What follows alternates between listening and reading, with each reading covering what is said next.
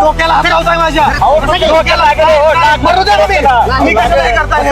कानगुडे साहेब, तुम्ही बाजूला सरा. कानगुडे साहेब, मी तुमचा माणूस मागणं मला ओढतोय.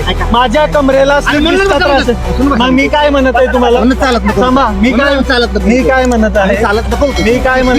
मी काय म्हणत मी ऐकत नाही. पोलिसांची गळचेपी बघा कोणत्या पद्धतीमध्ये चालू आहे. खाली घ्या ना.